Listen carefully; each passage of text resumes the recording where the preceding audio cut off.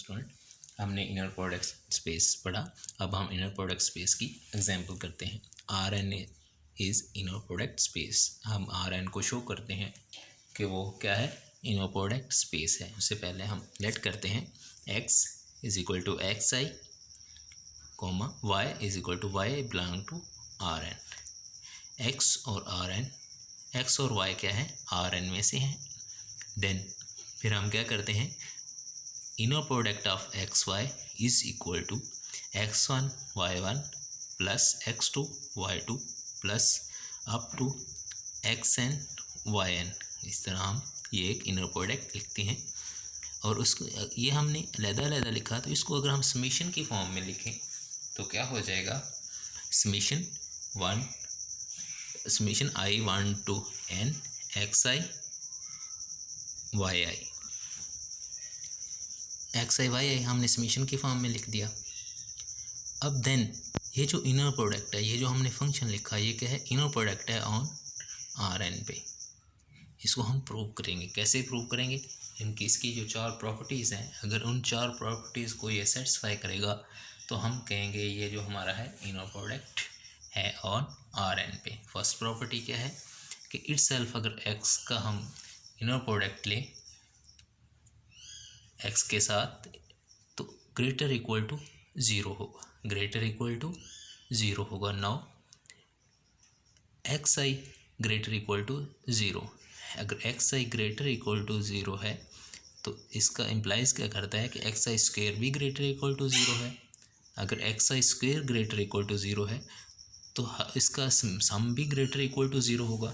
अगर sum greater equal to zero होगा तो इसका क्या मतलब है, जो हमारा इनर प्रोडक्ट है एक्स एंड एक्स का इनर प्रोडक्ट है वो ग्रेटर इक्वल टू ज़ीरो होगा। तो यही हमारे फर्स्ट प्रॉपर्टी का फर्स्ट पार्ट है कि अगर हम एक्स का एक्स के साथ इनर प्रोडक्ट लें तो वो ग्रेटर इक्वल टू ज़ीरो होगा।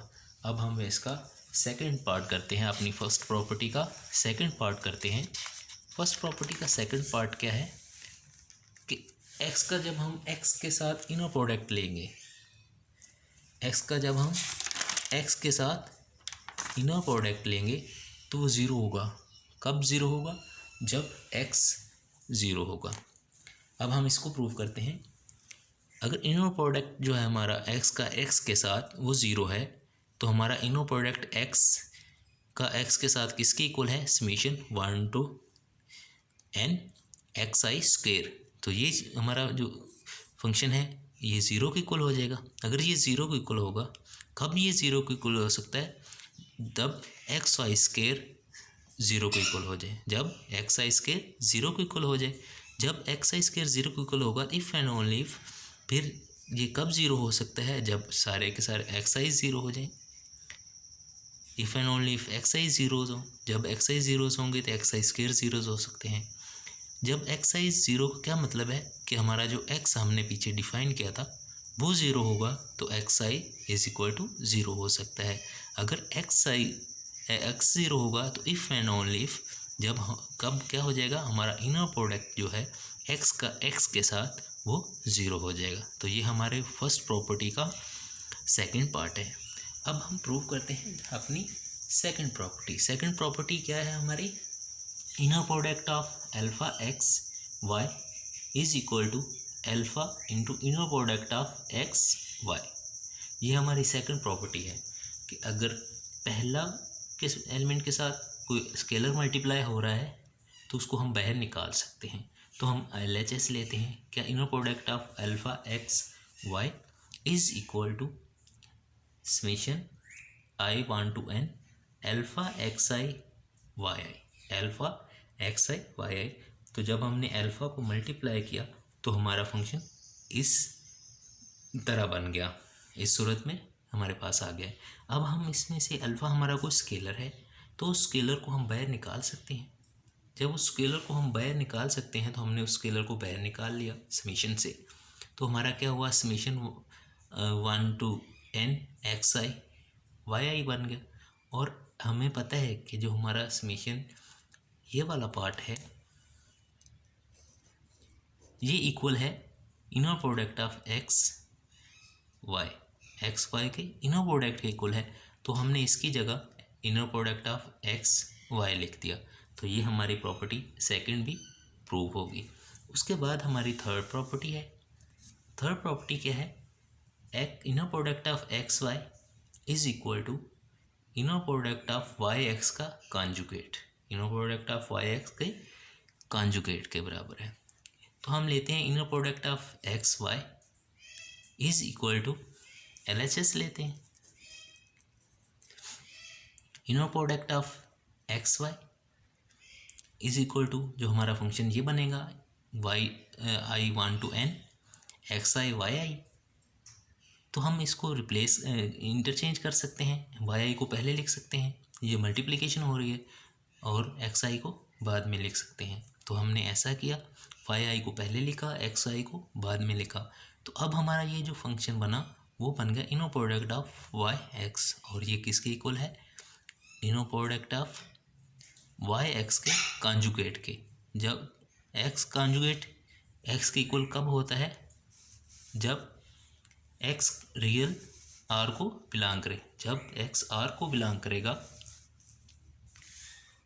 तो जो हमारा एक्स कॉन्जुगेट है वो एक्स के इक्वल हो जाएगा। तो इस तरह ये हमारी थर्ड प्रॉपर्टी भी सेटिस्फाई है।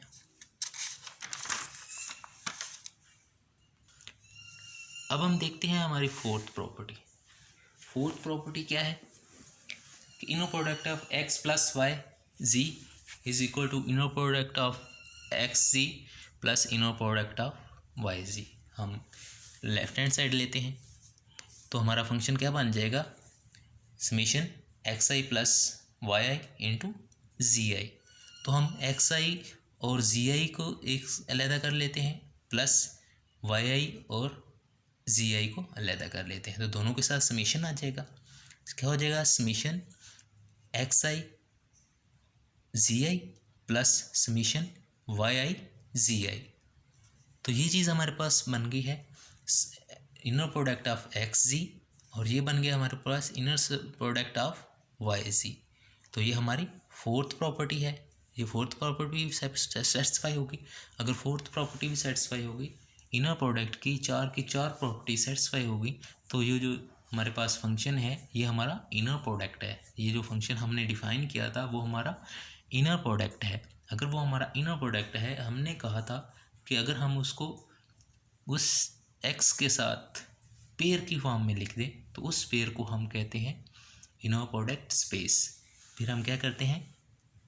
Inner product, this function is inner product and the pair Rn and function is called inner product space। तो ये जो हमारा पेयर है, इस पेयर को फिर हम क्या कहते हैं? Inner product space. इस पेयर को हम क्या कहते हैं? Inner product space. अब यहाँ पे x, वहाँ हमने x डिस्कस किया था, लेकिन x हम इस एग्जाम्पल में क्या ले रहे हैं? Rn। हमारा x क्या है? Rn। अब हम आते हैं हिल्बर्ट स्पेस। हमने कहा था कंप्लीट नॉर्म स्पेस जो होती है वो बनाक स्पेस होती है। अब जो कंप्लीट इनर प्रोडक्ट स्पेस है उसको हम कहते हैं Hilbert space. Complete inner product space. Hilbert space क्या है? A complete inner product space is called Hilbert space. Complete inner product space का क्या मतलब है कि उस स्पेस में से हम कोई भी कॉची सीक्वेंस लें तो वो उसमें कन्वर्ज कर जाए, तो वो कन्वर्ज कर जाए। कोई भी काशी सीक्वेंस अगर हम लें तो वो कन्वर्ज कर जाए, तो उस स्पेस को हम कहते हैं कंप्लीट स्पेस। अगर वो स्पेस इनर प्रोडक्ट स्पेस है और वो कंप्लीट है तो उसको हम कहते हैं हिल्बर्ट स्पेस। उसको हम क्या कहते हैं? Hilbert space. अब हम एक इनक्वालिटी डिस्कस करते हैं जिसको कहते हैं श्वार्ट्ज इनक्वालिटी। श्वार्ट्ज इनक्वालिटी या काशी श्वार्ट्ज इनक्वालिटी। इनक्वालिटी क्या है कि अगर हम एक्स और वाई का इनर प्रोडक्ट लें, एक्स और वाई का इनर प्रोडक्ट लें और फिर उसका मॉड ले लें, तो वो लेसर इक्वल होगी norm of x into norm of y. X और वाई का इनर प्रोडक्ट लें और उसका हम मॉड ले लें, वो लेसर इक्वल होगी उस एक्स का हम नॉर्म लें और उस वाई का हम नॉर्म लें और उनको मल्टीप्लाई कर दें, उससे लेसर इक्वल होगी। अब हम इसको एक एग्जाम्पल के ज़रिए देखते हैं। हम लेट करते हैं लेट एक्स हमारे पास एक वेक्टर है 1 -2 4, और हम एक वेक्टर और लेते हैं y 2 4 -2। हमने दो वेक्टर लिए, b2 वेक्टर इन R3। R3 में से हमने दो वेक्टर लिए, एक x और एक y। अब हम इनक्वालिटी को देखते हैं।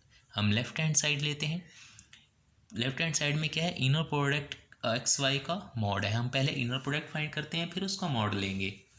तो इनर प्रोडक्ट का मॉड क्या है, एक्स वाई का इनर प्रोडक्ट 1 1 के साथ मल्टीप्लाई होगा, प्लस -2 4 के साथ मल्टीप्लाई होगा, प्लस 4 -2 के साथ मल्टीप्लाई होगा। तो ये हमने मल्टीप्लाई कर दिया, जैसे हम डॉट प्रोडक्ट मल्टीप्लाई करते हैं। तो इसकी वैल्यू आ गई -4, और इसका हमने मॉड लेना है। हमने जब मॉड लिया तो क्या हो गया 14। मॉड के बगैर जो वैल्यू आई हमारे पास वो -14 था, उसका फिर हमने मॉड लिया, क्योंकि हमने तो मॉड लेना है।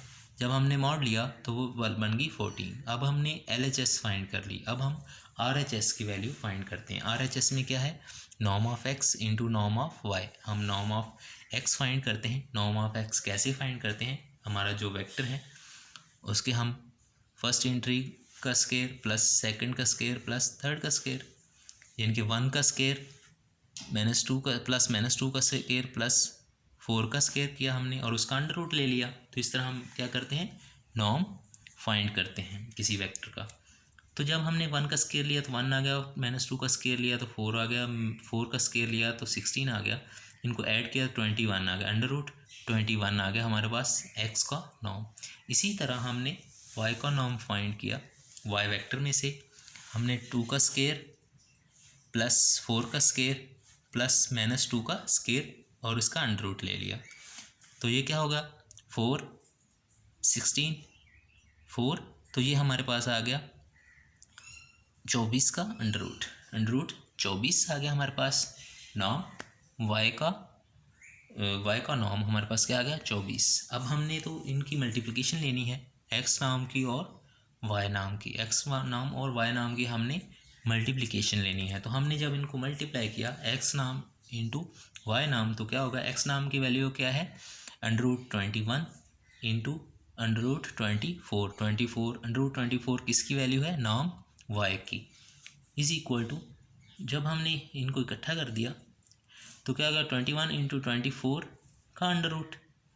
जब हमने 21 इंटू 24 को मल्टीप्लाई किया तो हमारे पास जो वैल्यू आई वो आई 504 का अंडर रूट, 504 का अंडर रूट। जब 504 का हमने अंडर रूट लिया तो जो वैल्यू हमें मिली वो 22.44 मिली अप्रॉक्सीमेट वैल्यू क्या मिली। तो ये वैल्यू हमने फाइंड कर ली। क्या वैल्यू हमारे पास 22.44 अप्रॉक्सीमेट। तो हमने देखा कि जो हमारा RHS है वो लेसर है, जो LHS है वो लेसर है RHS से। लेफ्ट हैंड साइड हमारी लेसर है राइट हैंड साइड से। तो हमने तो कहा था लेसर इक्वल, चाहे लेसर हो जाए चाहे इक्वल हो जाए तो हमारी इनक्वालिटी जो हमारी कंडीशन है वो सेटिस्फाई हो जाती है। तो यहाँ लेसर है, इसका मतलब है जो हमारी इनक्वालिटी है वो होल्ड करती है। तो इस तरह इसको हम क्या कहते हैं, श्वार्ट्ज इनक्वालिटी या Cauchy Schwarz inequality. Okay, thanks.